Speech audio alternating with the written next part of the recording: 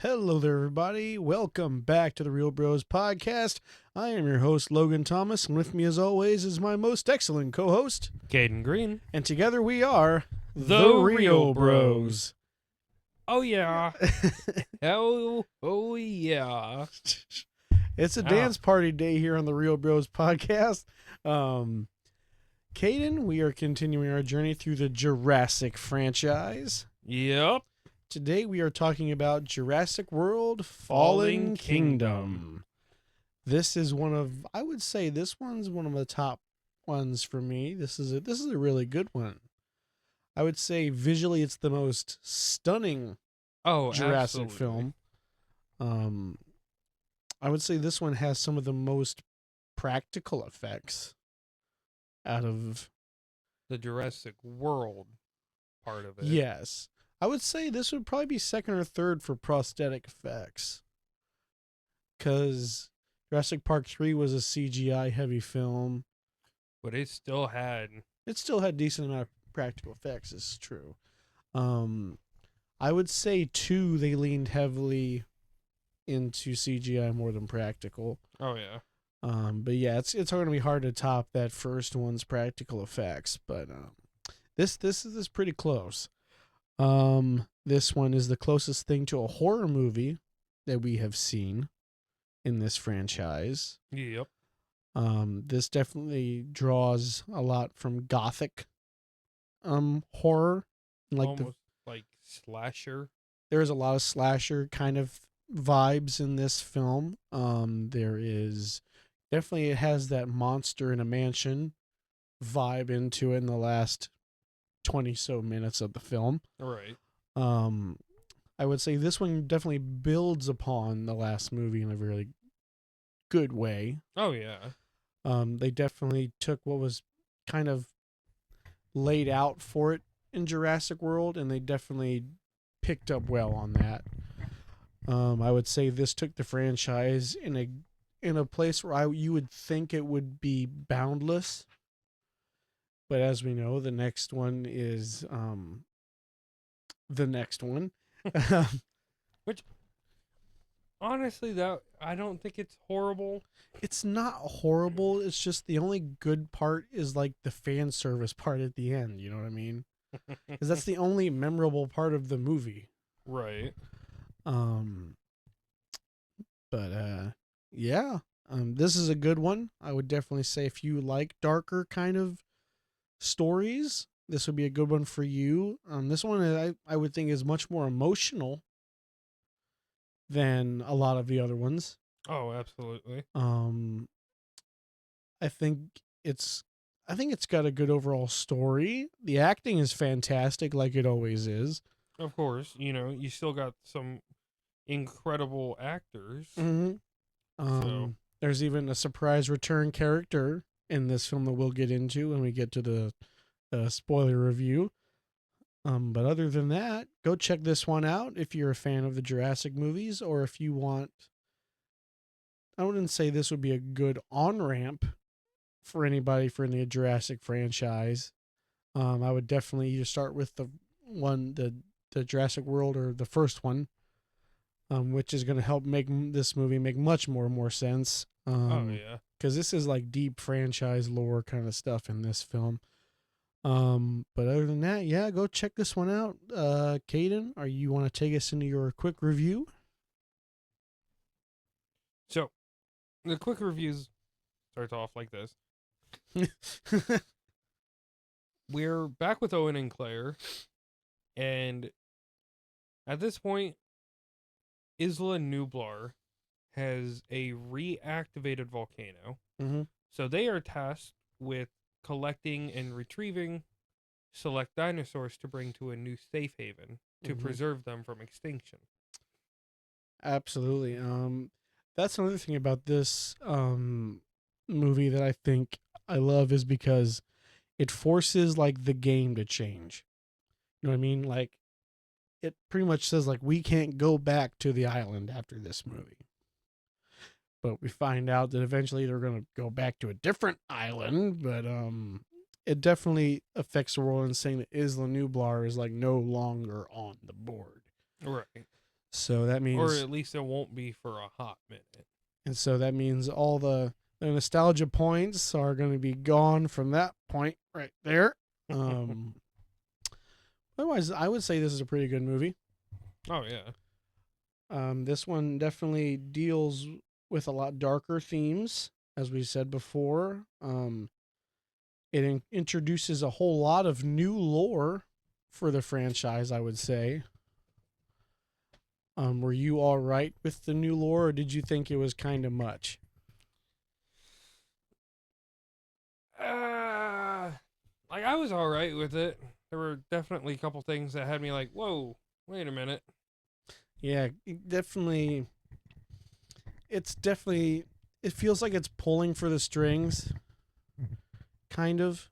Right. Because like in a way it's never been mentioned or set up or any of these characters really kind of talked about or whatever. But I mean, you're in the fifth movie of your franchise, like you're gonna have to start coming up with new stuff. Like Yeah. you can't just be like, oh well, we're gonna go to site B again for the next two movies and have and have a whole new other trilogy on Isla Sorna or whatever. But um yeah, I think they made a good choice in what Oh, they yeah. did. Um, Other than that, are we ready to get into production tales, my good man? Yes, sir. Okay. Um, During early conversations about the Jurassic World film, executive producer Steven Spielberg told director Colin Trevorrow that he was interested in having several more films made in the franchise. Trevorrow said in 2014 that he wanted to create something less episodic that could possibly arc into a series that would feel more like a complete story.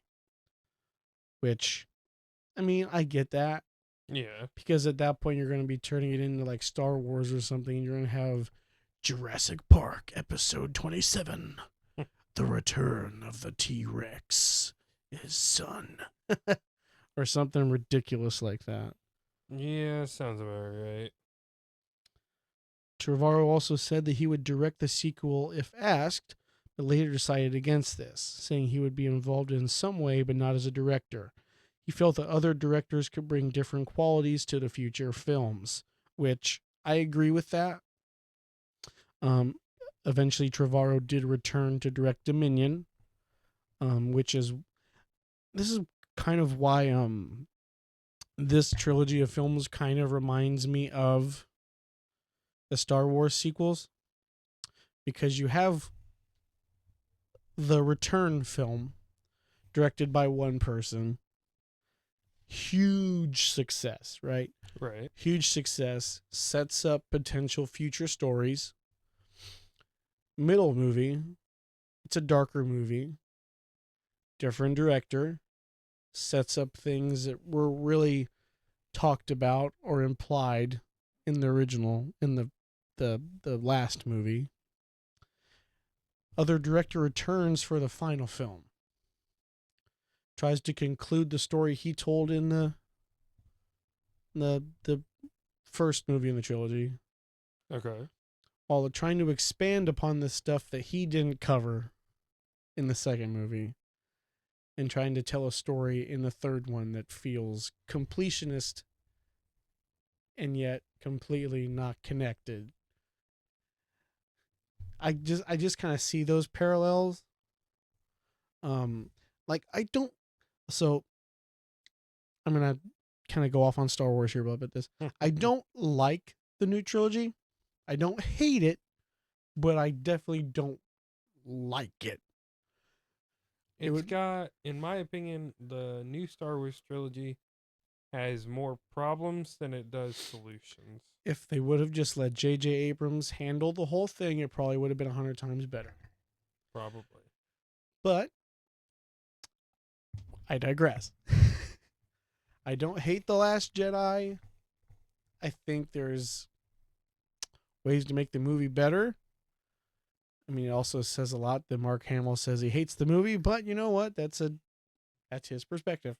That's just, everybody's got their own perspective. You can't change that. Right? And you know, like to people who love who absolutely love the sequel trilogy, more power to you, man. Like I don't argue with you.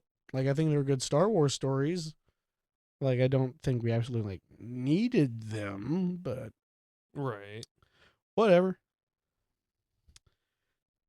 Trevorrow said in June of 2015 that he was interested in seeing a Huh? Jurassic Park film, oof, made by one of several unnamed Spanish horror directors. Jurassic World producer Frank Marshall met with Trevorrow and Universal Pictures later that month to discuss a sequel. Hmm. Trevorrow suggested that a sequel would not involve a dinosaur theme park, as he felt future films could instead explore the idea of dinosaurs and humans coexisting.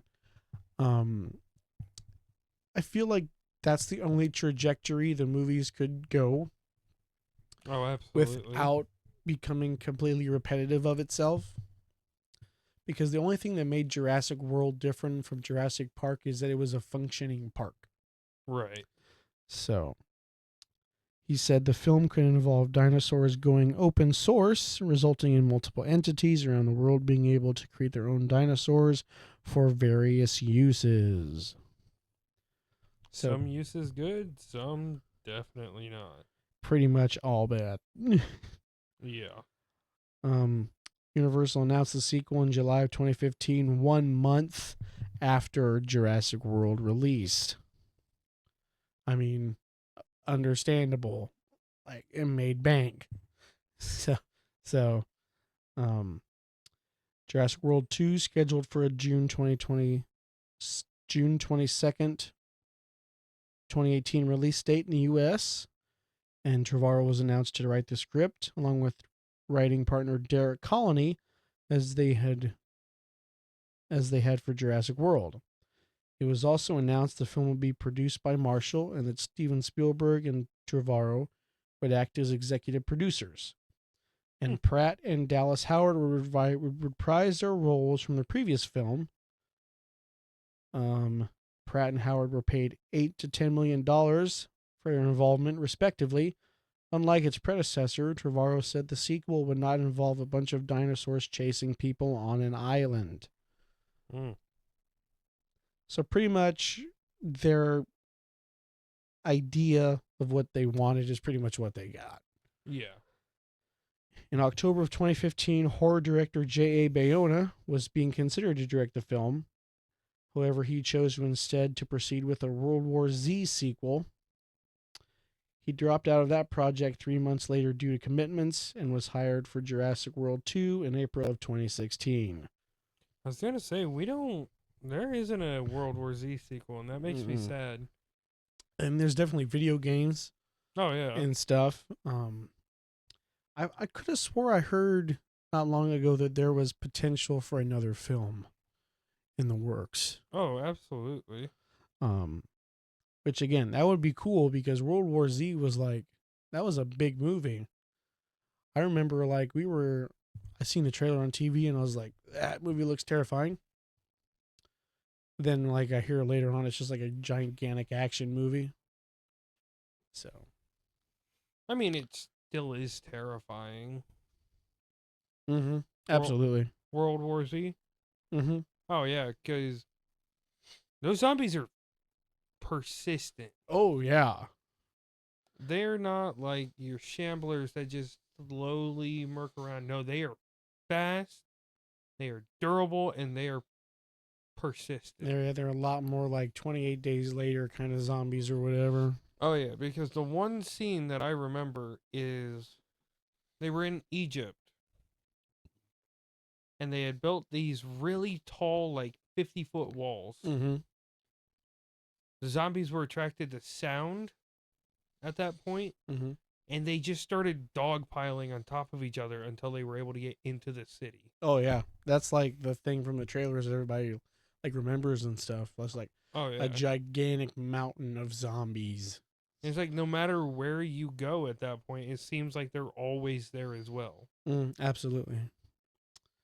Um, Spielberg, Marshall, and Kennedy were impressed by Bayona's 2012 film, The Impossible, and initially considered him having direct Jurassic World, but he declined as he felt there was not enough time for production. Trevorrow wanted Bayona to direct the sequel after seeing his 2007 film, The Orphanage.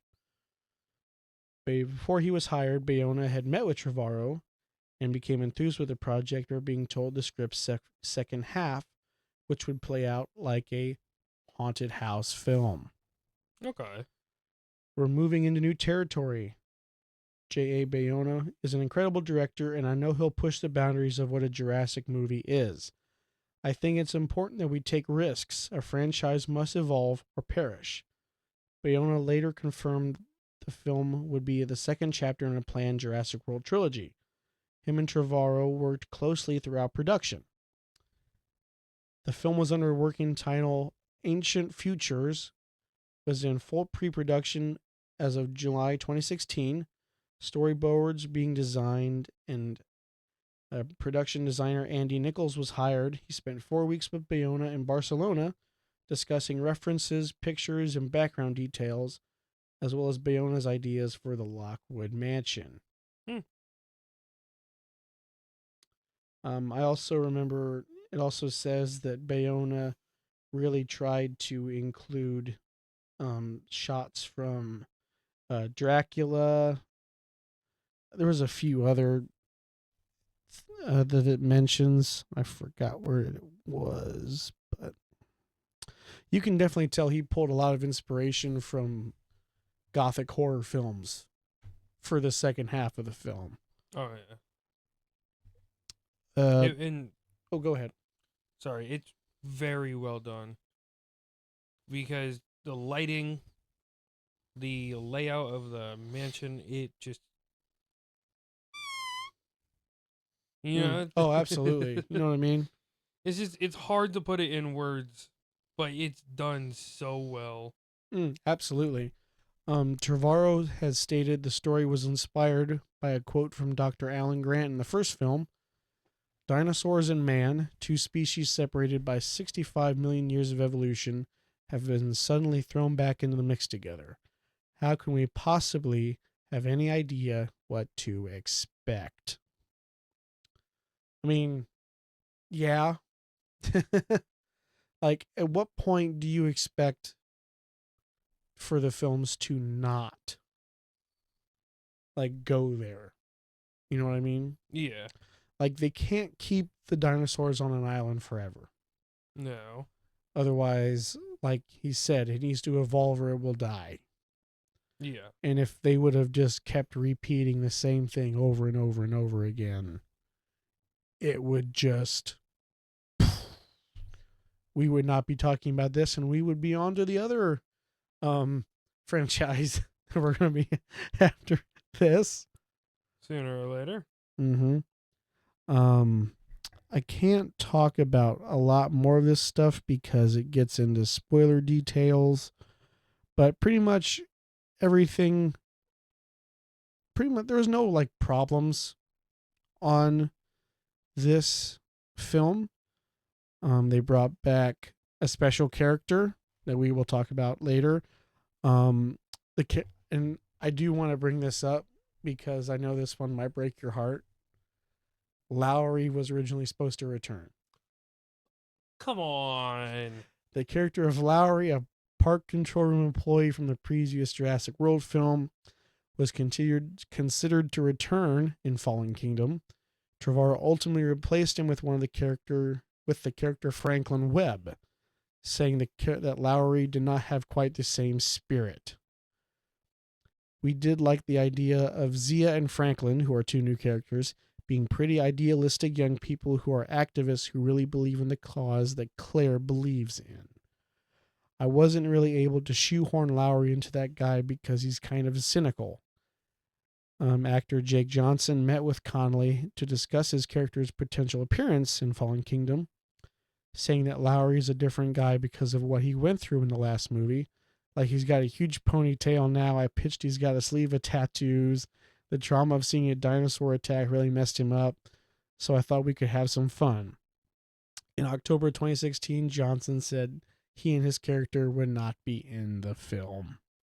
That's very sad. But, like, it is smart that they're, like, willing to, like, not just beat a character till it's dead. Yeah. You know what I mean? And I do like that Jake Johnson, the actor, who's a great actor, decided to give like headcanon for himself. Like now he's like a real stoner guy who really doesn't like dinosaurs, who's like super traumatized and stuff. I mean, makes sense.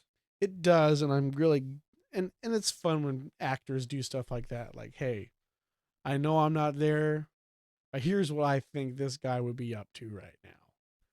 He's like, peace out. Sorry, man. Have fun with you dinos. I'm gonna be over here. Yeah. Very, very nice addition. It is. And the new characters, I have no problems with them. They're much more comedic than they need to be. Yeah. But you know what? I think it kind of works with, especially the seriousness that goes on in this movie. So I do think that it's fun to have that kind of counteraction in the certain points that it's in. Right. But yeah. All right. Let's get to the money. Oh, yeah. This movie's original estimated budget was $170 million. Okay. Reports suggest total production costs, including marketing, may have exceeded $430 million.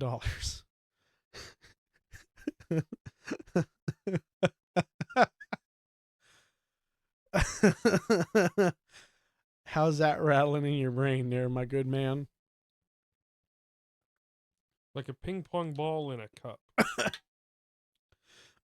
That's fair. Excuse me. All right, Caden, time for our weekly game. How much money did that movie make? I'm going to say $968 million. No, we are still in the billions section. 5.8 billion. Not that much. 2.7 billion. Not that much. 1.4 billion. Oh. 1.3 billion. 1.1 billion. Caden. 1.2 billion. No. This movie made 10 billion. $1.31 billion.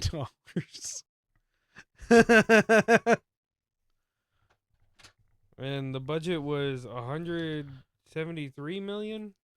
That was the estimated one, but reports saying it was closer to 430 million.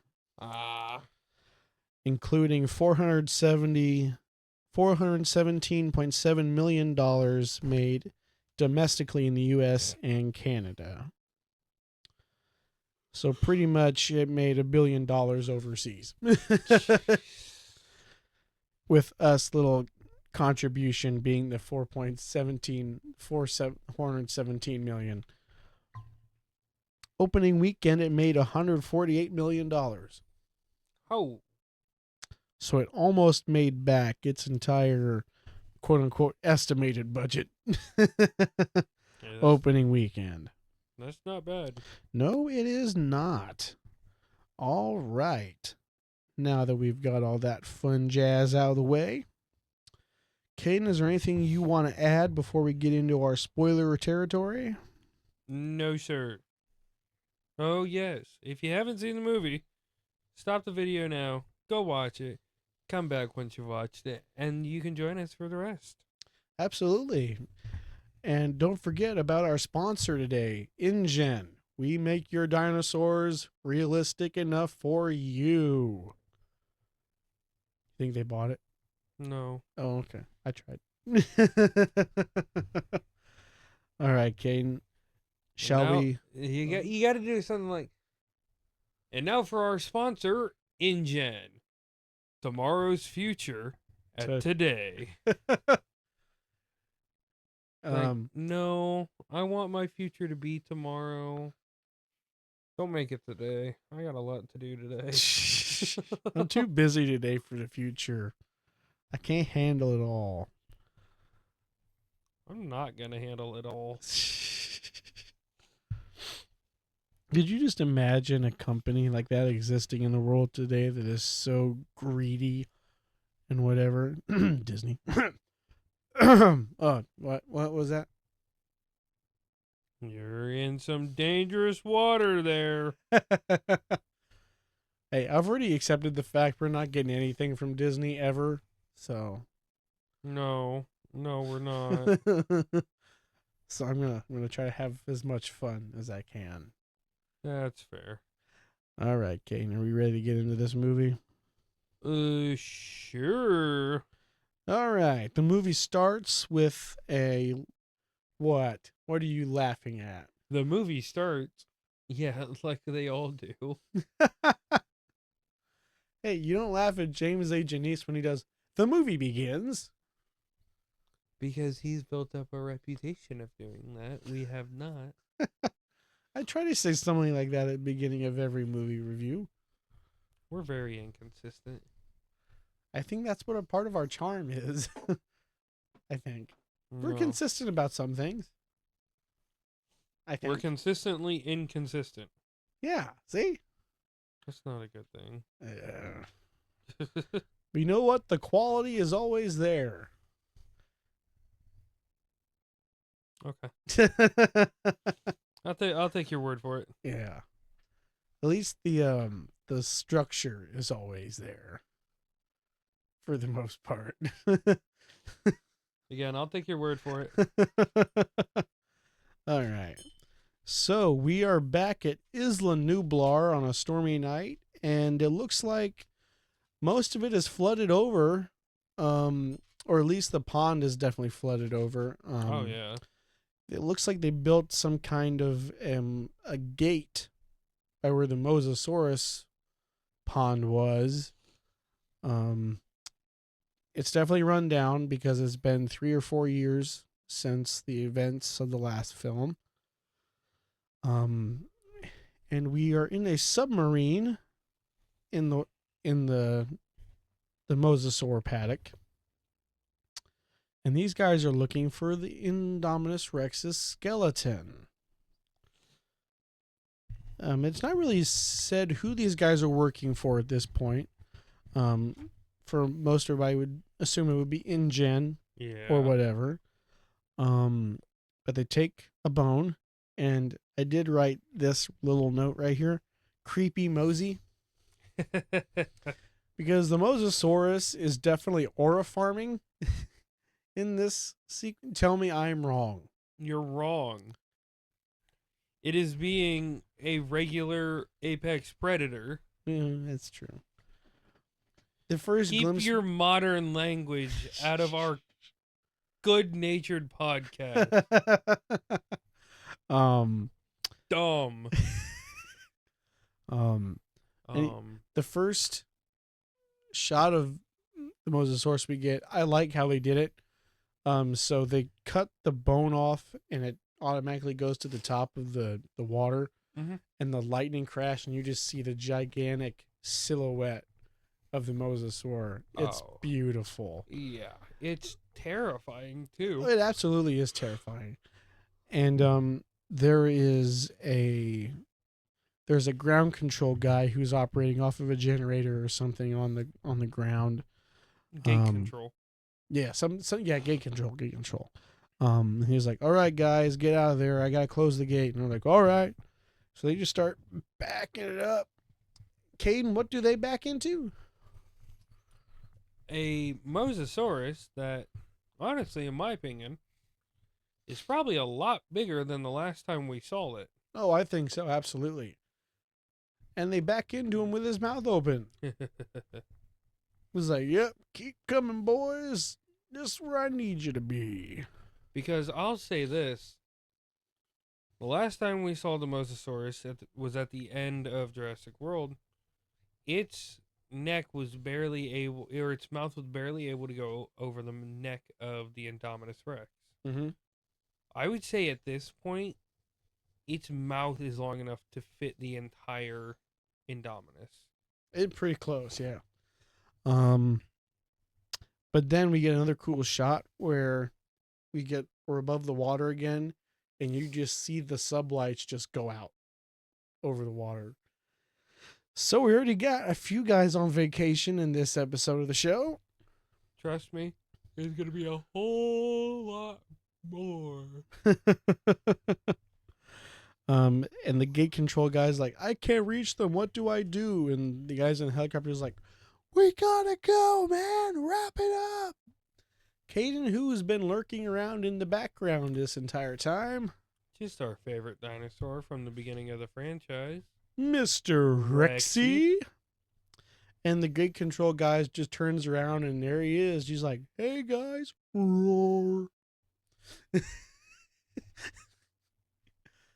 I'm not going to attempt to make any of Rexy's sounds, so I'm just going to make it my own stupid sounds.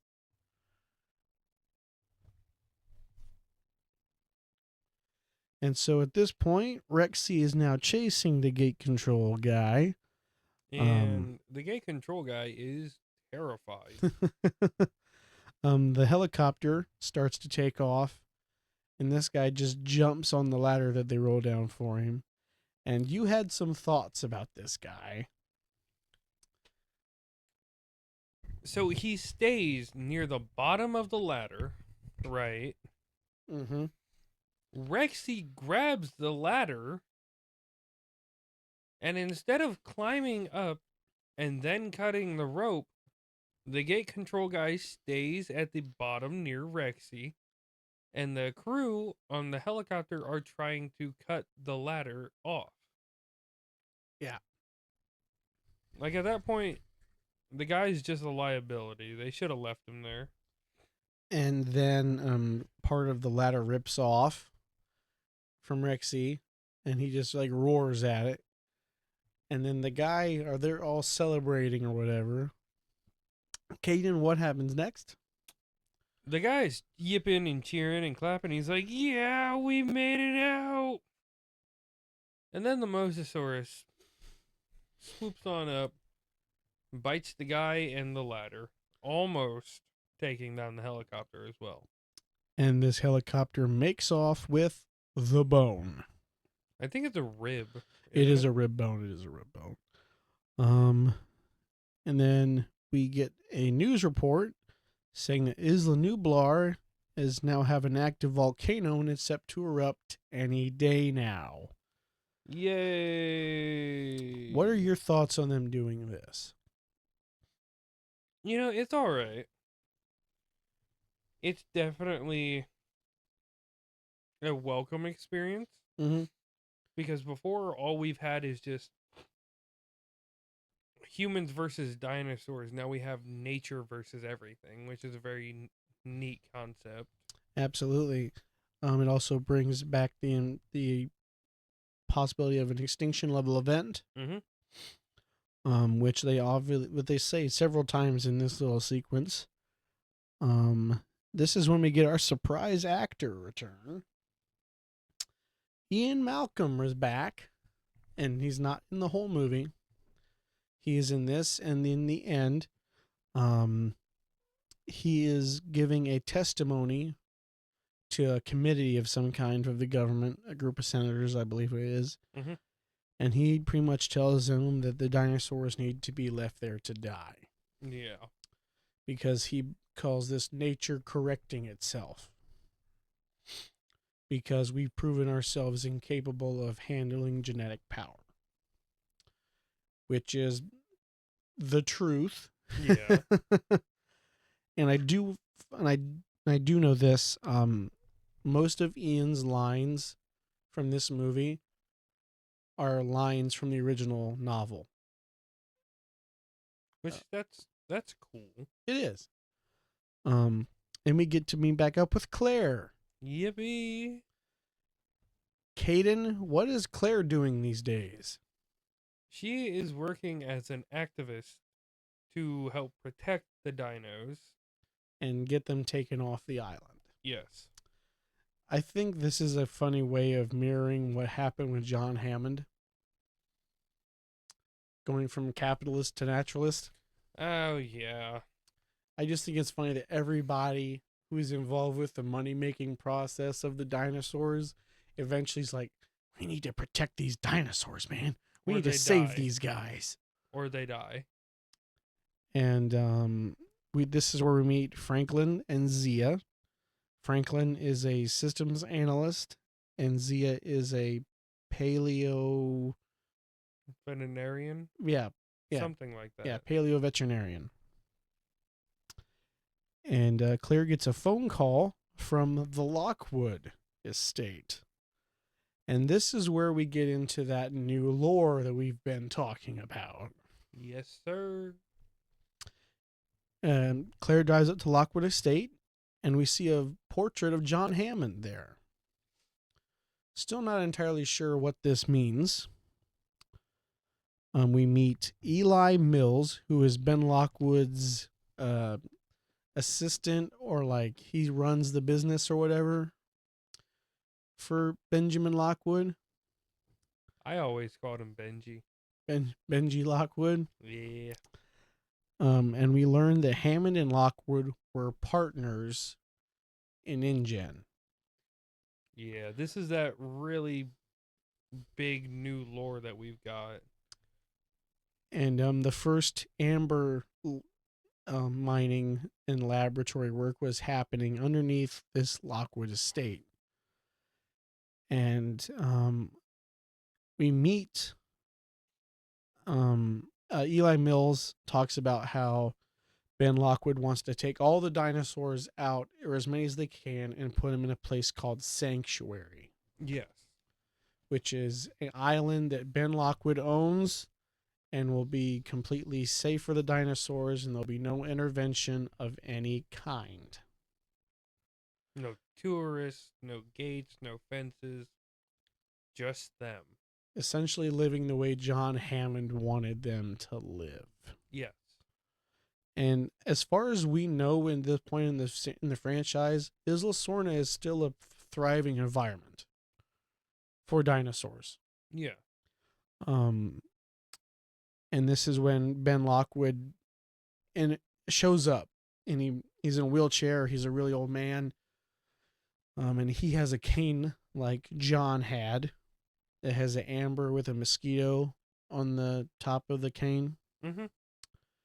I almost wonder if that itself is John's cane. It's they either each had their own, or if they got their own, because I think this one is a darker cane.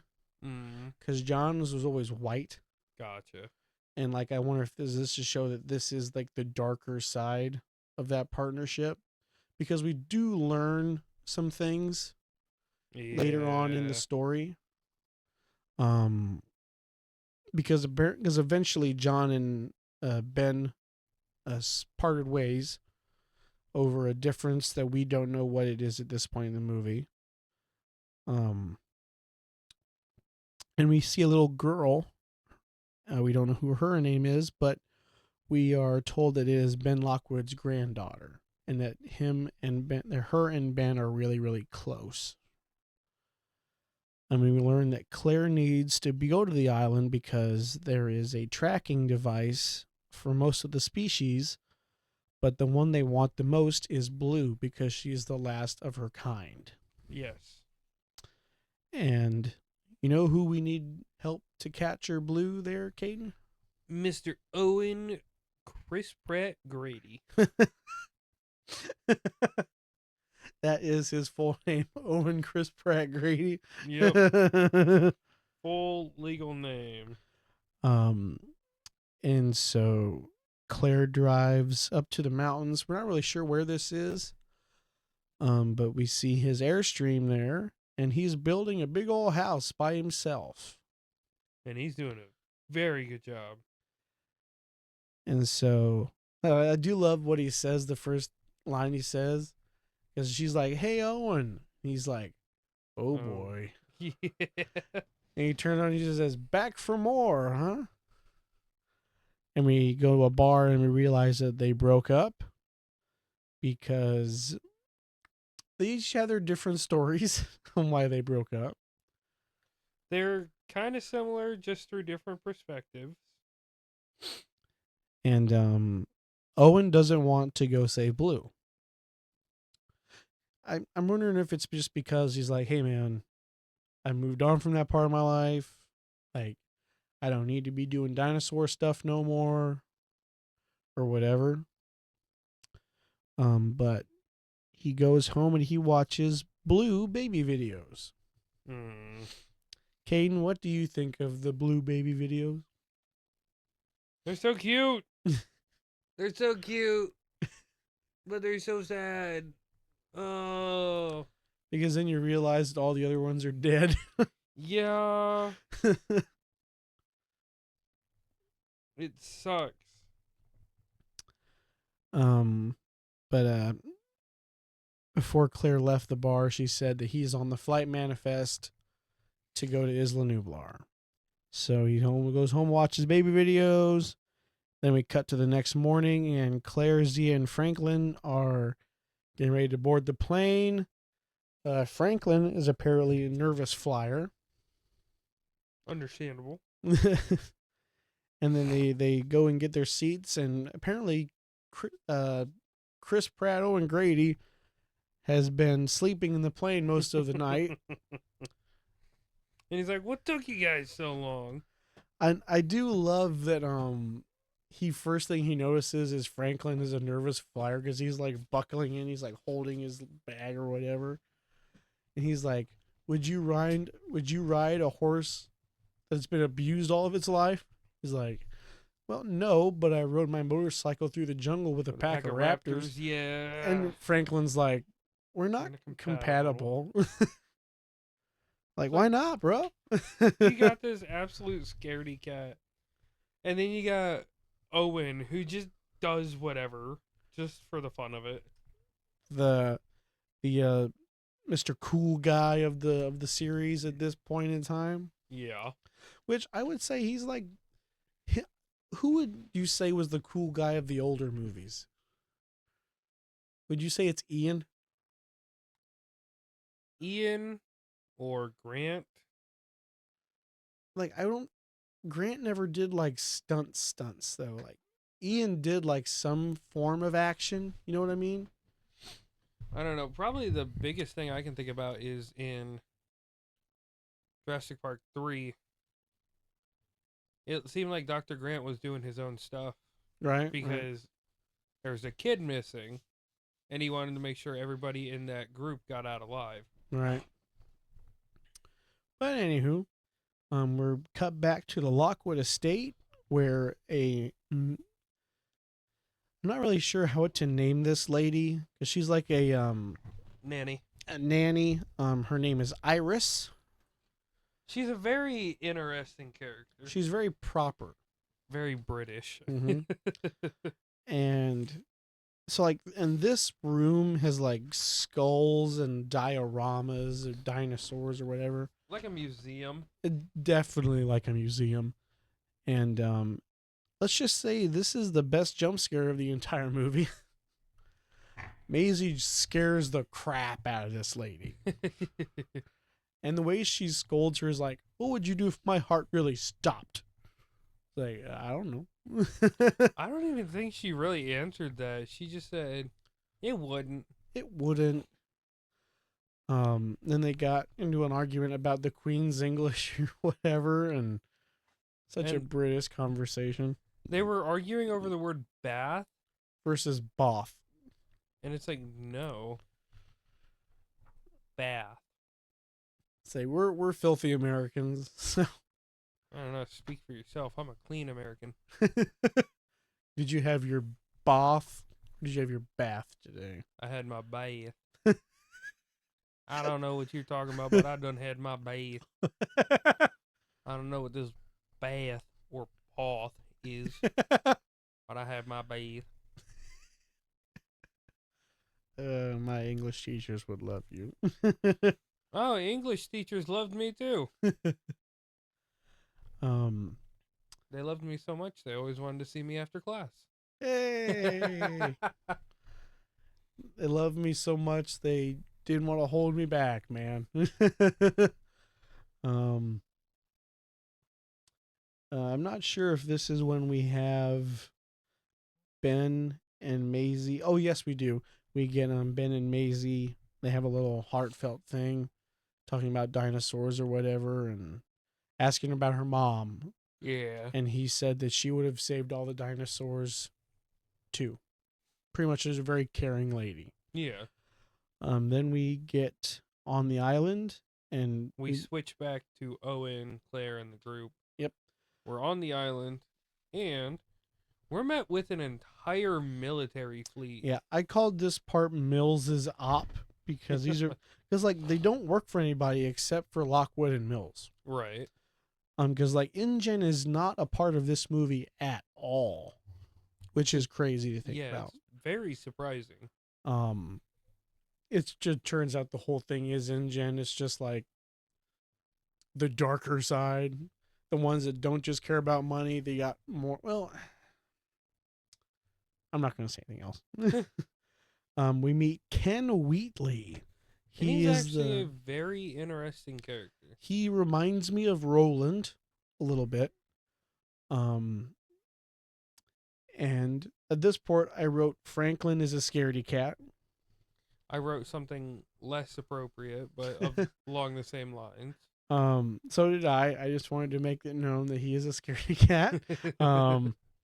He's apparently immortally afraid of a T-Rex because that's like the one thing he talks about. Which, I mean, that's fair. You have the apex predator of the Jurassic era, Cretaceous era, whatever you want to call it. And it's this massive leather-skinned lizard that can bite a person in half without even trying. And like the thing that I don't like about it is like there are some out there that are much more terrifying than the T-Rex, because like the T-Rex is completely survivable within the parameters of this lore of the fact that if you don't move, it will not see you. But in real life, it's different. You're screwed. Yep. Because like that's the only one in this franchise that has that kind of rule. Yeah. And they eventually abandon it because everybody's just too stupid to run away and just like, nope. You know what I mean? Yeah. So, whatever. We are driving in through the old park and Zia stops the bus or truck or whatever you want to call it. Convoy. And she gets to see her first dino. And it is the Brachiosaurus. Caden? Right? Yes. Is now I know we had this discussion. Is this the Brachiosaurus that's in Jurassic Park? The very first one we see, I would assume so. Mm-hmm. Because in this scene, there's only the one. Mm-hmm. And I kind of interpret that as like the old world coming back. Right. Absolutely. So we get to the tracker bunker, and Claire and Franklin go inside and activate everything. Owen, Zia, and Wheatley head after Blue. Yep. Because Blue is like a high priority target for this security camp. And they've already gotten a bunch of species already. Yeah. And so we have a little scene with Owen and Blue, and it's more of a fact of like Blue's been free for so long. Yeah. And so it's like, hey, buddy, you know, it's me. You remember me. It's all good here. Free and alone. Yep. And then Blue gets shot with a tranq dart. Caden, how well does that go over? Not very well. Owen gets knocked flat on his butt immediately. And Blue jumps on the guy, I think. Mm-hmm. And as they're struggling, Wheatley tells the guy not to shoot her, and the guy still shoots her. With an actual gun. Yes. Not a tranq dart, a pistol. And at this point, we have Owen Chris Pratt Grady. He's getting pretty mad around here. And he starts charging at Wheatley, and Wheatley shoots him with a tranq dart. Yep. And this tranq dart kind of paralyzes him too. Mm-hmm. And at this point, Zia's like, "What are you guys doing?" and then she like pulls a gun on Wheatley and everything, and there's like this whole back and forth about saving Blue and you need me and all this kind of good stuff. It's a really weird sequence because Wheatley essentially reestablishes the rules of the deal just in his perspective. What are you gonna do? I don't know. Don't shoot a dinosaur, I suppose. Save everybody some trouble. Don't open a dinosaur resort would make more sense. You getting there? You getting there? At this point, Claire and Franklin get locked into the bunker. Yep. And I really like this scene. It's so well done because it's full of suspense at the beginning. This whole sequence is pretty good. Then we get a phone call to Mills, and we learn that what a surprise! This guy is our main villain, man. So now I can finally say this. I have written in my notes about 10 different times I hate this guy. And the reason why he's the villain is because he is greedy as all get out. He just wants money. There is a scene where they are having an auction later on, and you see the numbers in his glasses, and you just like see his eyes get bigger with as the amount grows. And it is like so obvious, like this man only wants money. This is the only thing he really talks about too. Yeah. And he wants Blue as a priority, and we don't really know why that is yet. Owen slowly wakes up, and then there's lava coming at him. Yes. The volcano that we've been dealing with keeps becoming more and more active. Mm-hmm. And so at this point, he is slowly getting his use of his limbs and stuff back. So he's doing rolls and crawls, and he barely avoids the lava. Yes. And so now we cut back to the bunker, and now lava is infiltrating the bunker. Correct. Since you love this part, I'm going to let you take over on this part. Did we ever find out what exactly it was? Allosaurus. So, the bunker's locked down.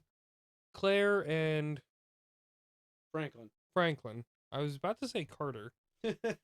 But Claire and Franklin are trying to figure out ways to, get out. And they notice almost this massive sewage tunnel. Mm-hmm. Franklin asks, like, hey, where does that go? Claire says to the rest of the park. And then they start hearing doom. Doom. And they don't acknowledge looking in at first because they think they hear it coming from the door. Right. So we get this really cool shot of their backs to the opening of the tunnel, lava dripping through the inside of the tunnel, and when the lava comes through periodically, you see the Allosaurus. Mm-hmm. And every time the lava drips, it's closer and closer and closer. It's such a cool shot. Oh, I love it. And then it really gets kind of funny after that because the Allosaurus tries to go in for a bite or whatever, and then it gets like lava dripped on its head, and it's like, oh, what the heck, man? That hurt. And Claire in this scene, she goes for this ladder, but she can't quite reach it. And so she just yells at Franklin, chair, in the most self-serious, authoritative way you can say it. Yeah. And so Franklin grabs his chair, and the Allosaurus rips the back of it off, and he just like rolls it over to her. And then they're climbing up this tube to open up a locking door or whatever. Hatch. Yeah. And Franklin's like, we made it, man. We're out of here. And then the ladder just drops. And he just turns around, and the Allosaurus is like right behind him. And so he's now running back up the ladder, and the Allosaurus is nipping at his ankles or whatever. Somehow he still has feet. I'm not really sure how. But they're able to escape. And it's just as they do, Caden, what happens? They see Owen, Chris Pratt, Grady running through the trees, yelling at them, "Run! And this is Run!" because the volcano has exploded. And this has caused a stampede of every kind of dinosaur in the area to run as fast away from the flowing lava as possible. And so at this point, they're running down a hill with a stampede of dinosaurs.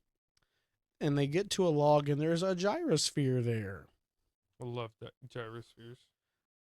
Claire and Franklin climb inside, and just as Owen's about to get in, I'm not really sure what this kind of dinosaur is.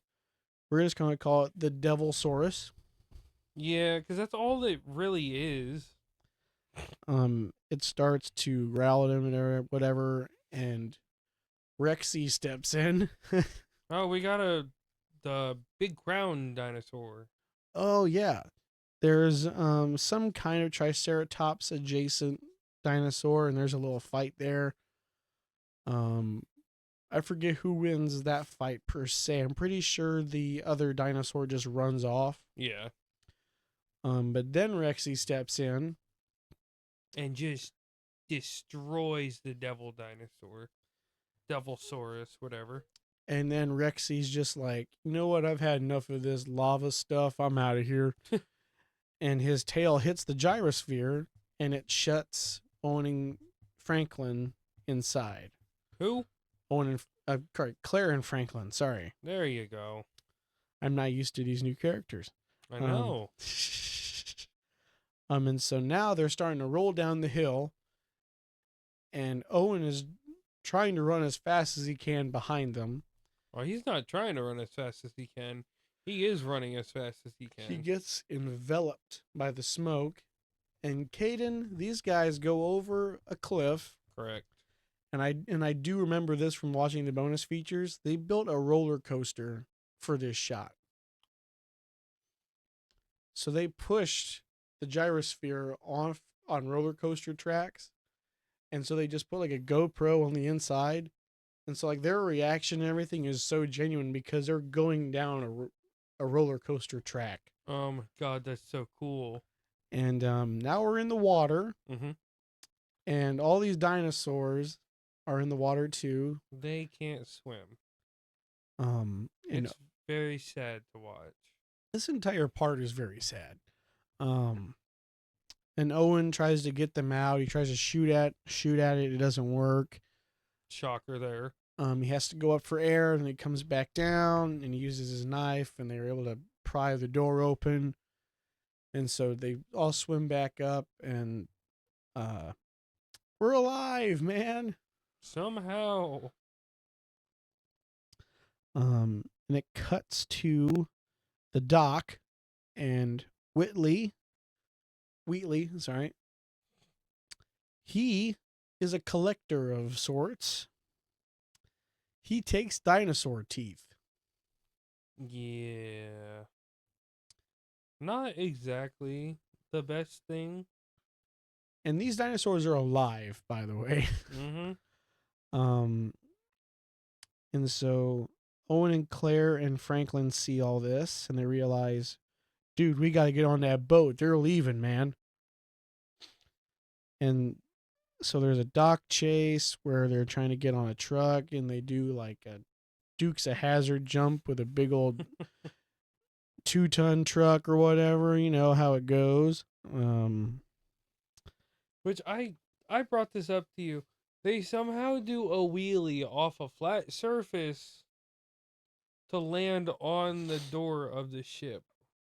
Hey, it works somehow. No. It shouldn't. No. But this is when we get the saddest scene in the movie. I'll let you talk about it. So everybody, we're on the boat, and we notice everybody's heading to the back of the boat. We're like, what's going on, man? Claire and Owen look behind them. They left a Brachiosaurus. And this is the Brachiosaurus from earlier on in the movie.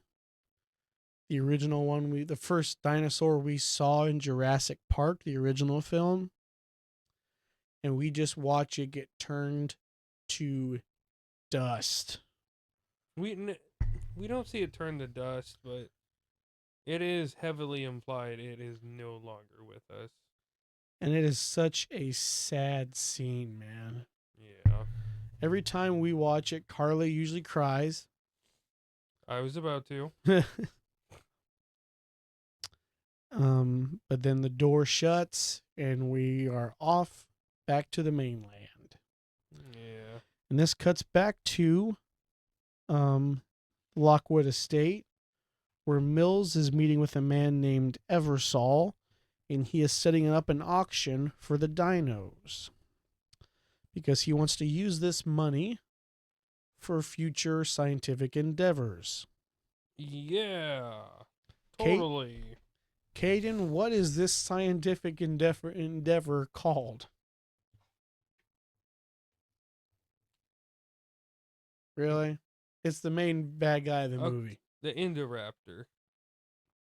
There we go. I couldn't remember if they were talking about something else or if it was the Indoraptor. But pretty much, the Indoraptor is a mix of Indominus DNA, one part Indominus DNA, because at this point it had solidified into its own strand of DNA, and Raptor DNA. Yep. So this thing is essentially a smaller version of the Indominus Rex. Like, what's his name originally planned for? Hoskins. Yes.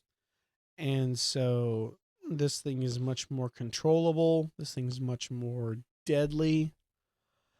But they are trying a lot smarter. And they want to use this for military application. And Maisie is seeing all this.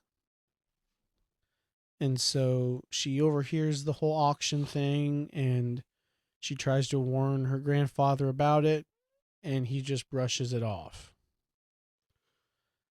Meanwhile, we cut back onto the boat. Zia and Blue are in a truck, and Blue is losing blood. A lot of blood. And Zia asks Franklin to help her hold a rag over Blue's wound. This part's hilarious. He gets some blood in his mouth. I'm sure that's sanitary. Probably. But we learn that they need to have a transfusion for Zia to be able to take the bullet out. Caden, what they got to use to get the transfusion from? Any kind of carnivore with 2 or 3 fingers, but no more than 3. And unfortunately, there's only one on the ship, and that's Rexy. And I brought this up to you. This Rexy is entirely practical. And it's so good. Yeah, because Owen is beside him trying to find the vein or whatever. And then Claire is on top of him like she's riding him. Closest thing to riding a dinosaur we will ever get in this franchise. Unless you count the raptors doing it. Okay, a human actually successfully riding a dinosaur in this franchise. There you go. But we get the transfusion, and Rexy wakes up, and Owen has to do a barrel roll through the mouth of Rexy. Which is impressive to watch. And it turns out that Chris Pratt did this stunt himself, and I guess he injured his shoulder as he hit his shoulder, because it's in a metal truck. Right. And so I'm pretty sure he hits his shoulder on the door of a truck or something. I'm not entirely sure. But they got the blood, and we get the bullet out and everything. So that's good. Blue's all better for the most part. Maisie stumbles across the secret lab back at the Lockwood Estate. She sees the Baby Blue videos. So she learns who Owen is and everything. And this part's kind of cut in between when they're working on Blue or whatever, just to kind of get that that baby factor, whatever you want to call it. You know what I mean? Yeah. Um, and then we learn that Henry Wu is working for Mills. He's still around somehow. And they're talking about how blue is necessary because this Indoraptor is a prototype and they want blue to imprint on the other Indoraptor so it gains blue's kind of behavioral traits, like a mother, essentially. Right. The only problem with that is Blue's been left alone for 4-ish years. Yeah. And So, so, yep, go ahead. sorry. So she's going purely off of, Instinct. yeah, not training or anything like that. And so Maisie is hiding from these guys and she backs down this hallway. This is practical as well. I thought it looked practical. We have an Indo arm with its long claws and whatever. And these are sharp claws, too. It like plays with her hair, which is so freaky. And she just screams and runs right into Mills. And Mills locks her in her rooms. Sorry. I was waiting for you to correct it. And at this point, the boat arrives on the mainland. And immediately the dinosaurs are imprisoned downstairs at the residence or whatever. Right. And Owen and Claire are in a truck and they're driving essentially with the convoy. Essentially hiding in plain sight or whatever. They weren't doing a very good job of hiding, though. No, because the guard catches them, notices something wrong. It's not even one of the guards. It's Wheatley. Is it? Or was it a gate guard? No, it was Wheatley. Oh. Because he holds them at gunpoint. That's who catches them. Oh, yeah, you're right. Sorry. Mm-hmm. Yeah. But at this point, Lockwood wants to see Mr. Mills. And now at this point, Lockwood understands what's going on. And he wants Mills to call the police. Caden, how does this go? Not, honestly, a lot worse than I was expecting. Mills ends up killing Lockwood. By suffocating him with a pillow. And I brought this up to Logan. This is the first time we have had a human-caused human death in the series. Yeah. As far as I can remember. And to symbolize being symbolic or whatever, the cane breaks. Yeah. Showing the struggle or whatever. And this is when Owen and Claire get captured. And they have them locked up downstairs with the dinosaurs. And Owen and Mills and Claire have like a little kind of back and forth thing. And I love that Claire like breaks his glasses with the bars. Because Owen does like a Seth Rogen chuckle in the background. He's like, and at this point, Maisie is breaking out of her room.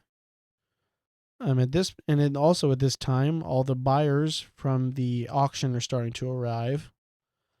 Lots of people are at this auction, man. Mm-hmm. And Maisie does some Assassin's Creed-like parkour on the roof of this building. Very impressive, by the way. Oh, yeah. And then Maisie finds Ben dead. It's very heartbreaking. And so at this point, the auction is now starting. And Owen and Claire start using their next door neighbor to help them escape. And their next door neighbor is, from what I believe, a Pachycephalosaurus. That sounds right. And for those of you who don't know what that is, hit things with big boned head. Yeah. This is the battering ram of the dinosaurs. Mm-hmm. Owen like whistles and stuff and it breaks through the wall or whatever. This guy is so special. He's in the so greatest funny. Because like he breaks through their door and he hits a thick metal rod, and it just like bounces him back, and he's just like standing there, and he just like shake it off or whatever. I was like that, and he's like, that kind of hurt. And then he does kind of like a drunk run off. He's just knocking stuff over on his way or whatever. And he just like runs away, and Owen's like, "You're welcome, bro." And at this point, Owen and Claire meet Maisie. Maisie is automatically drawn to Owen because she has seen the raptor videos. And also, it's Owen. The protector of all innocent things in this franchise, I suppose. And at this point, their auction, I would say, is probably about halfway over. I think they says like their halfway mark or whatever. Oh yeah. And they want to show something special. So they bring out the Indoraptor, and they show that it can be controlled with a laser-sighted firearm that comes with a noise thing. Frequency Emitter, yeah. Something that the Indoraptor is attuned for. So the targeter sets the target, the laser sets the target, sorry, and the noise initiates the attack. Yes. And automatically these people are bidding big money on this thing. $20 million was the first bid. And Wu walks up to Mills and he's like, "This is a prototype. These guys can't have this thing." And Mills is like, "It's okay. This prototype is worth like $30 million as is. We can make some more." And then Wu says, honestly, probably the most honest thing I've heard him say, "So can they." Yeah, because all he cares about is being able to innovate and be the guy who innovates it. Yeah. He just wants to be the dinosaur guy, essentially, because then that makes him one of the greatest geneticists ever. Yeah. So do you think that, you know what, I'm going to save that as a question for at the end of the show. Okay. And Owen and Claire and Maisie are watching all of this from a vent. And Owen's trying to get a elevator to work. Caden, who comes around the corner? Mr. Headbutt. And he's like, "Hey, buddy, you want to do something fun?" And this dinosaur just looks at him like, "Yeah, man, let's go." Yeah. You know, this guy is a real help. He's a team player. Oh, absolutely. So he puts him in an elevator, and this guy just starts running people over, throwing people against walls and stuff. It is hilarious, dude. Oh, yeah. And it's not even they're, like, getting thrown a little bit away from him. No, they're getting thrown, like, 20 feet in the opposite direction. These people are getting thrown, like, over this guy's head or whatever, like 3-4 feet in the air or whatever. It's hilarious to watch. It's ridiculous too. I even said it's like Blues Brothers level stuff, because when they're up in the church scene, they're like doing backflips like at the roof of the church or whatever. Yeah. And then we get a pretty cool Owen sequence as he goes toe to toe with some of these guards or whatever. I'd say he went toe to toe with like 5 or 6 of them. And I brought this up because Chris Pratt tried out for Captain America. He was doing some Captain America stuff in this sequence. Oh, yeah. He like grabbed a chair and just threw it at a guy's legs and then just walked by and just like clotheslined him in the face. He just ran and punched one guy out in one hit. And then he like body slams the guy into a wall just by grabbing him and slamming him. He's out for the count. And then because they want to stop the Indoraptor from going anywhere. Oh, yeah. They want to end this thing. So Owen makes it so that way this thing can't go back into the basement or whatever, so they can take care of this thing. Right. And I forget what happens, but they are forced to leave the room for something. I'm not entirely sure why. I don't think it's really explained. I just think they're just gone all of a sudden. but whatever. Um, because this sets up a really cool sequence. Wheatley shows up because he wants his bonus. Yeah.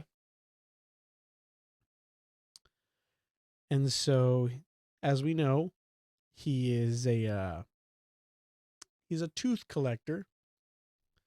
So he puts a couple rounds into the Indoraptor of trank darts, Yeah. climbs up into this guy's cage, and attempts to pull a tooth out.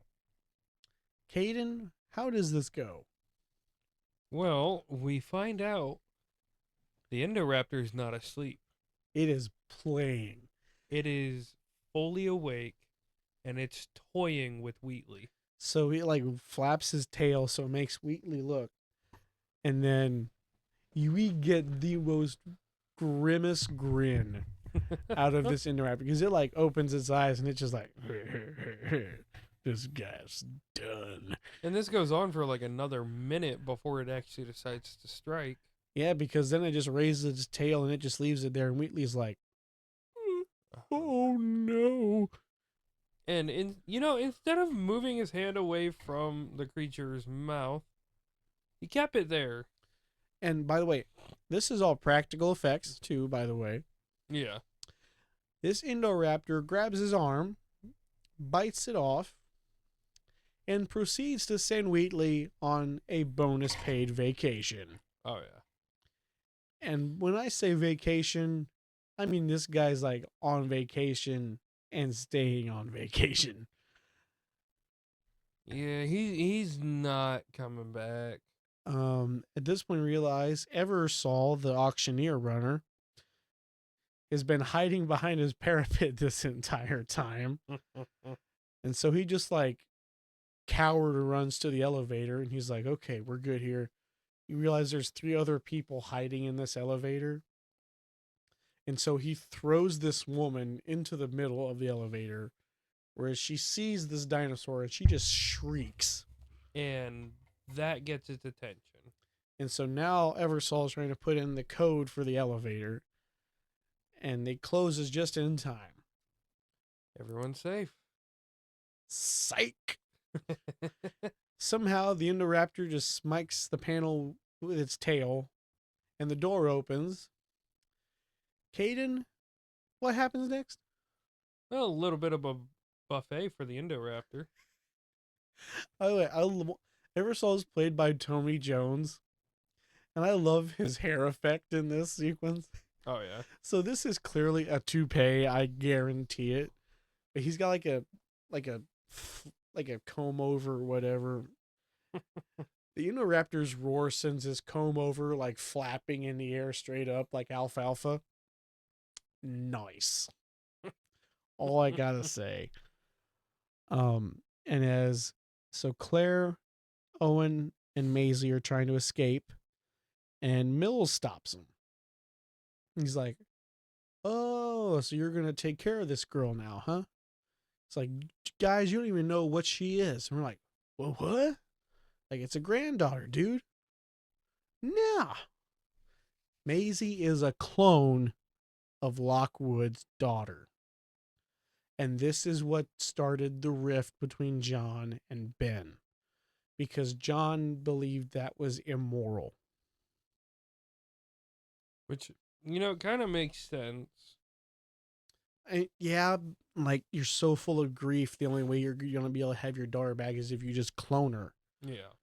Okay, I'm going to save that for my question as well. I'm going to save my questions. Okay. I'm getting better at that. Franklin and Zia are in the lab. Zia is chained to Blue's pen. Mm-hmm. And Woo's trying to get a DNA sample, so he sends quote unquote Franklin to get a kit or whatever. There's no quote unquote about it. It is Franklin, but he's just disguised. Yeah. And so Zia's like, get your own samples. Oh, and by the way, this guy's got T-Rex DNA inside of her. and Woo's like, well, what? You ruined my pure genetic sample.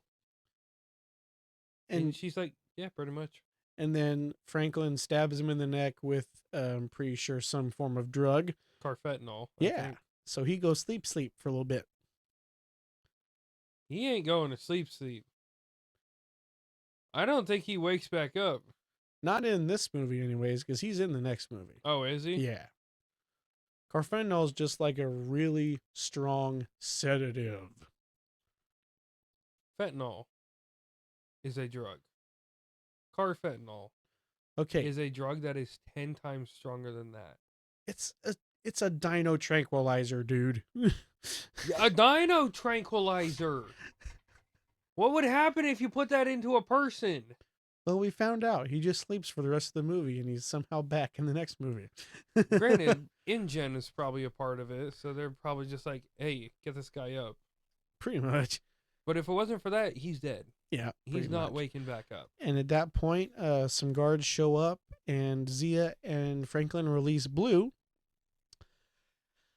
Who wins, Blue or the guards, Kate? Blue. Blue. Just destroys them. And also happens to destroy some flammable gas tanks. And I'm not sure exactly what starts a spark off the top of my head. I didn't write that down. But an explosion happens. And like Blue's doing like 80s action star stuff. She's like, oh man, this is going to be bad. Jumps through a window just as it explodes and just like flies across the room. You really start to feel bad for some of these animals, some of these dinos, because they're thrown, kicked, shot, stabbed, electrocuted, and it's like, all right, all of this isn't necessary. Just put a couple rounds of tranquilizer in it. They're literally just trying to survive, bro. Yeah. And then we learn that explosion causes a gas leak, a cyanide gas leak. And this is when the slasher movie thing kind of starts to kick in. So the Indoraptor is stalking our trio of Owen, Claire, and Maisie. And this is pure suspense. I loved this sequence. Oh yeah. Because we're back in that original museum. Yeah, right? we're back in that museum with all the display cases and everything. Mm-hmm. And so there's a short chase up the stairs. It's like one of those spiral staircases or whatever. Spiral cage stairs or something like that. And they're able to escape the Indoraptor and use a hidden door, very mansion-y of it. Mm-hmm. And this door leads to the display cases. And Owen turns off all the lights so they can maneuver through the display cases to try to find a way out. Very smart. At the same time, Zia and Franklin are trying to fix the gas leak that's happening downstairs. And to do that, Franklin needs to reboot the system. And in doing so, it turns all the lights back on. In doing so, dooms the other three. The Indoraptor jumps through one of the glass display cases. The one that they're in. And Claire and Owen get separated. Maisie is able to escape. And Claire gets stabbed in the leg. And this is painful to watch. Oh, yeah. I don't know how it missed major arteries because it's in like the top half of her leg. Top half of her leg, and I would say it went through and through. Through and through all the way. But it's a pretty big... I would say, this is a weird comparison. I would say the nail is about the width of the banana. Oh, absolutely, man. The Indoraptor's claws are huge, way bigger than the Velociraptor's. And they're sharp, too. Mm-hmm. Because the Indoraptor wasn't even trying to stab Claire. It just rested its claw down and it went straight through. Mm-hmm. And so Maisie escapes and she runs up to her room and she evades the Indoraptor with the dumbwaiter, which she has been using off and on throughout the movie. Yes. And she takes the dumbwaiter back to her room. And at this point, Claire's like, Owen, you need to go after her. She needs you. And this pretty much kicks off Owen's cool guy. I'm coming to get you, kid. It works though. He like does like a power slide up to this gun and just like cocks it and just like, let's go. And I want to point out that this point, this is when it gets extremely monster movie-ish. Oh yeah. So we have the Indoraptor on the roof, and it's like in the moonlight, and it's raining. Oh, it's so good. It goes like full Wolfman in this scene. And then it like slowly climbs down the roof, and I like this part because the camera stays consistent with like eye level of the Indoraptor.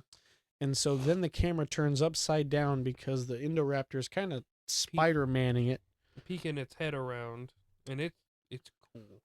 and it does like the Dracula reach down to the balcony door, Mhm. and it opens the door, and Maisie just under her covers like a little kid trying to hide from the monster, Valid.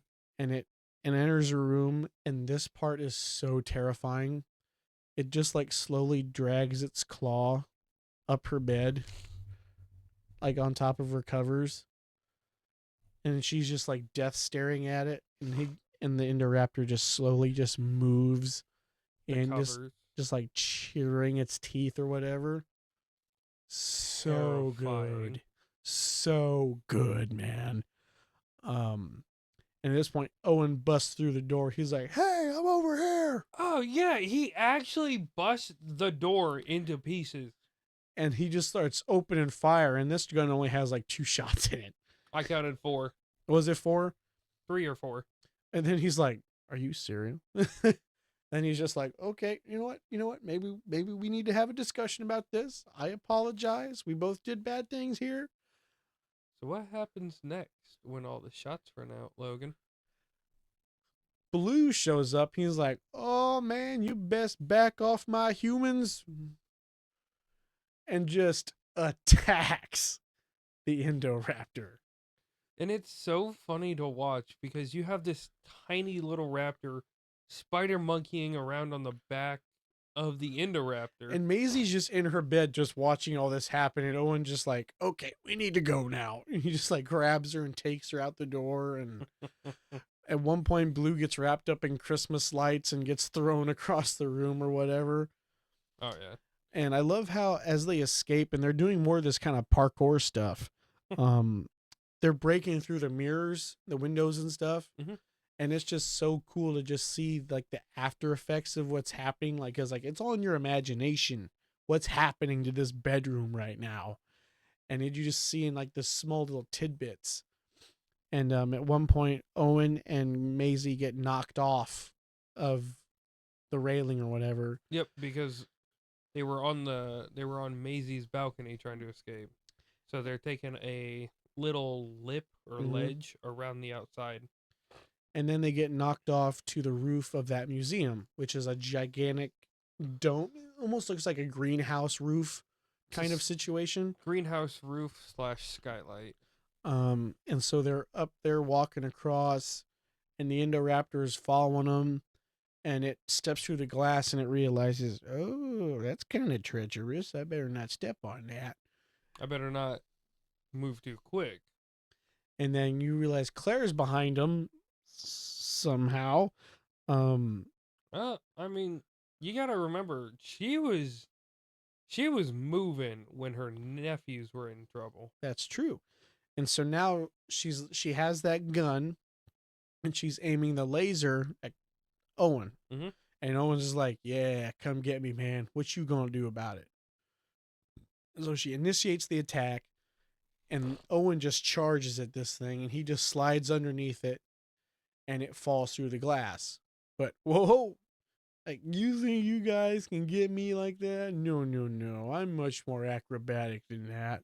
It actually has really long arms, and that's the problem. And so it saves itself, and it gets back up. He's like, "That's it. You guys are dead." And then you look over on another roof. Caden, who's over there? Blue, pulling the most Batman thing you can imagine. And it just pounces on this guy and it takes him through the roof. The combined weight and force shatter most of that roof.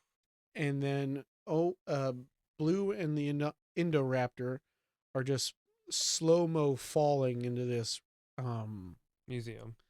And the Indoraptor gets impaled by Triceratops horns. Horrific, dude. Terrible way to die. And it doesn't even die right away. It's still alive. And it's just like, this is just not a good day, man.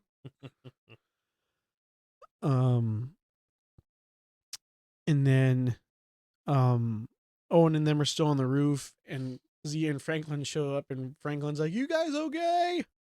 And Owen's like, "Yeah, we're fine, man. Thanks for asking."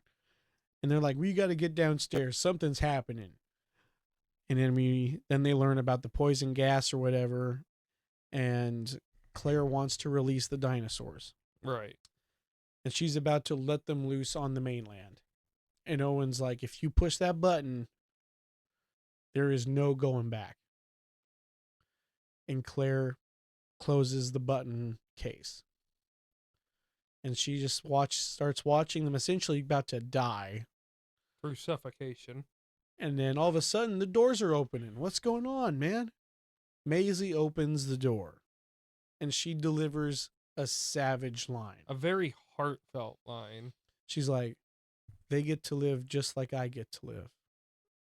Or something along those lines. I think it was, "They're alive just like I'm alive." Yep. And so then you're like, let me just get the knife out of my heart here real quick. Jeez.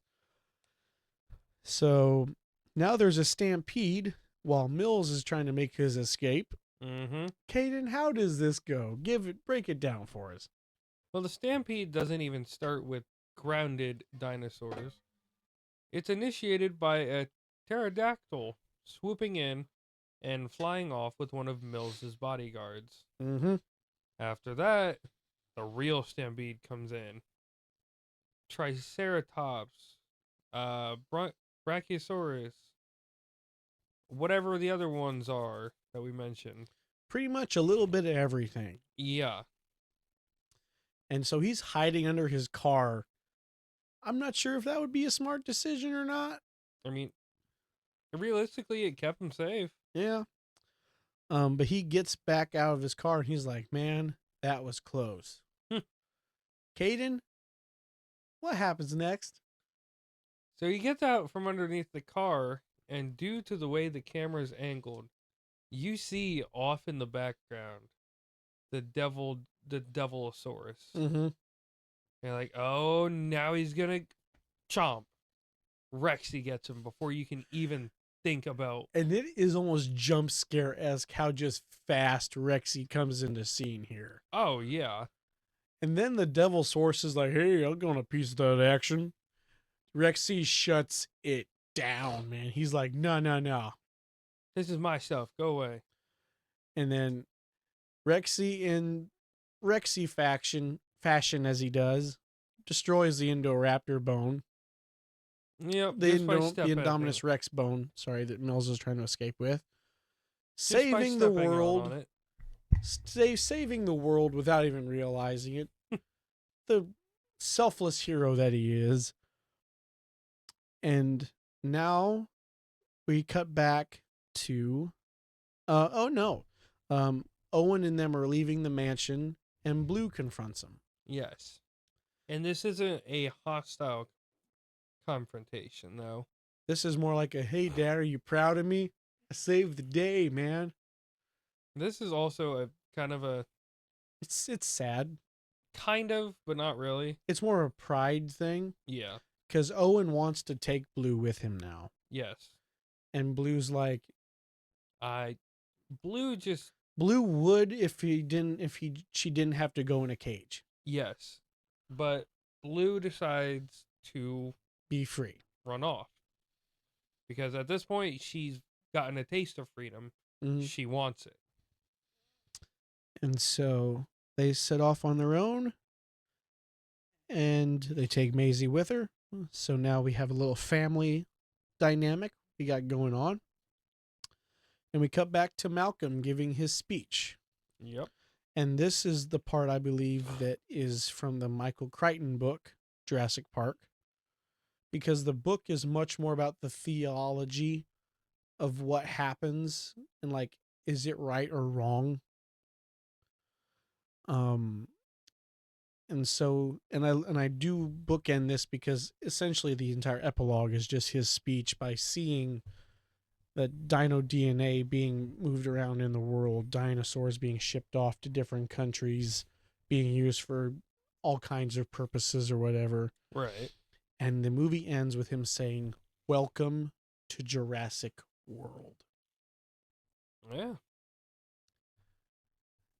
That sets up a perfect conclusion of dinosaurs and human beings living together through good or bad, utter chaos or harmony, and all of the kind of things that can come about with all of that kind of stuff. Right. Um, but yeah, that is the Fallen Kingdom. Huzzah! All right, Caden, I want to start off with my questions before I forget about them because mine aren't wrote down. Neither is mine.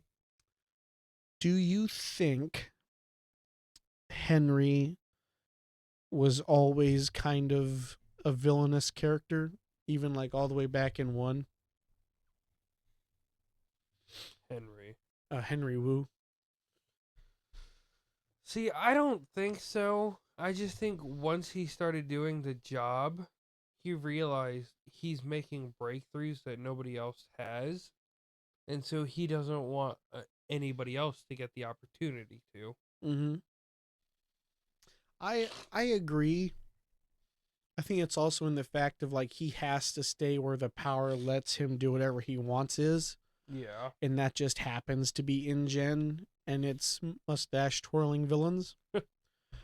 um, yeah, I think he was just a scientist in the first one. Oh, absolutely. But yeah, I think definitely the motives got crossed in there somewheres by the chance of innovating something amazing and doing whatever the money has to tell you to do. Right. Kind of like how movies are made. Like you want to make whatever you want to make, but at the end, the people who are paying for it are going to get what they want, or you're just not going to make the movie. Kind of situation. Right. My other question is, did Ben Lockwood do the right thing? Now see, that's a very trick question. It's a very theological question. Because it depends on how you look at it. Because he may have made a clone of his daughter, but that's not his daughter. Yeah. She'll grow up to be her own independent person. Mm-hmm. So, yes, he used the DNA of his daughter, but it's still someone entirely different. Right. I feel like it would be different if he tried to put her in that position Oh, yeah. of his daughter. But since he like let her be her own being and just gave her that chance of life, I think that definitely would change many answers if he would just like try to put her in the place of his daughter. Oh, yeah. But it definitely helped him be able to grieve or whatever. Yeah. Do you think John did the right thing by pushing him away? See, again, that's up to opinion. Mm. It's like you got two different sides of the same coin. John wants to bring back extinct animals, and Benjamin wants to bring back, or wanted to bring back, dead people. Right. It's just, it doesn't matter what side you pick. They're both pretty much doing the same thing, just on different degrees. Yeah, one wants to make money off of it, and the other one wants to have his family back. It really just kind of depends on what you think is morally right, or you know what I mean. I wouldn't even say John was doing it for the money, or yeah, John was just doing it to All 'cause- people. All people. Yeah. to make people happy. Yeah. And again, that's another reason why I loved Resmani or Oh, Maserati. Masrani, yeah. He wanted people and the dinosaurs to be happy. Mm-hmm. So, Okay, my last question. Do you think the addition of the Lockwood stuff was welcome to the lore, or do you think it was kind of stretching it? well, seeing as how we had 4 movies up until that point, and Mhm. not one of them had any kind of introduction or named mention of Lockwood, Mm-hmm. it's a little bit of a stretch. It's a welcome one, but still, that's Right. something that could have been introduced in the first 2 movies, Right. but whatever. Right. That's my questions. Let's move on to yours. And I only have one this time. Oh, man, I'm pulling the weight today. Look at me. So I did already ask you this, but how differently do you think things would have gone if the Indoraptor wasn't a prototype and it was the final product? I don't think we would be having a second, sixth movie. No, probably not. Because then at that point, you have a perfectly refined apex predator that, because, like, essentially, the Indominus Rex was the perfect apex predator, Mm-hmm. and it shows in the body count and everything that that thing had. It was Oh, yeah. it was able to disable Jurassic World in under 24 hours. Oh, yeah. Do I think that this thing could have, that the prototype could have that opportunity given the chance? Yeah. Absolutely. But I feel like before long, it wouldn't be as effective because they don't know what all it could do. Now, if they had a refined one that was perfectly tuned, controllable or whatever, Mm-hmm. that's a whole nother ballgame. Oh, yeah.